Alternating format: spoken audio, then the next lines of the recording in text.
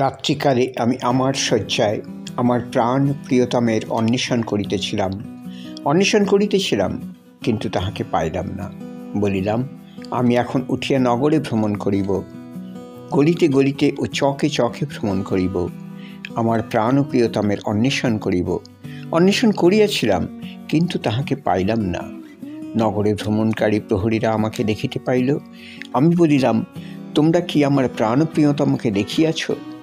আমি তাহাদের নিকট হইতে একটু অগ্রসর হইলাম, অমনি আমার প্রাণ প্রিয়তমকে পাইলাম।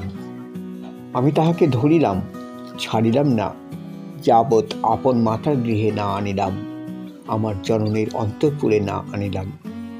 ওই জেরুজালেমের কন্যাগণ, আমি তোমাদিগকে দিব্য দিয়া বলিতেছি, মৃগী ও মাঠের হরিণীদিগের দিব্য দিয়া বলিতেছি, তোমরা প্রেমকে জাগাইও না, উত্তেজনা করিও না, যে পর্যন্ত তাহার বাসনা না হয়।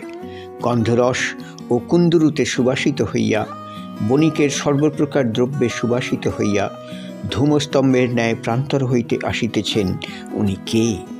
দেখো, উহা সলোমনের সেবিকা, উহার চারিদিকে ৬০ জন বীর আছেন, উহারা ইসরায়েলের বীরগণের মধ্যবর্তী, উহারা সকলে খড়গধারী ও রণকুশল, উহাদের প্রত্যেকের কটি দেশে স্ব খড়গ বাঁধা আছে, রাত্রিকালীন বিভীষিকা প্রযুক্ত। সলোমন রাজা আপনার জন্য এক চতুর্দল নির্মাণ করিলেন, লিবাননের কাষ্ঠ দিয়া করিলেন।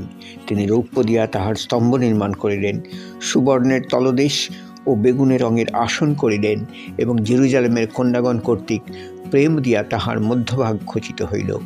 ওই সিয়ন কন্যাগণ, তোমরা বাহিরে গিয়া সলোমন রাজাকে নিরীক্ষণ করো। তিনি সেই মুকুটে ভূষিত, যাহা তাহার মাতা তাহার মাথায় দিয়াছিলেন, তাহার বিবাহের দিনে, তাহার চিত্তের আনন্দের দিনে।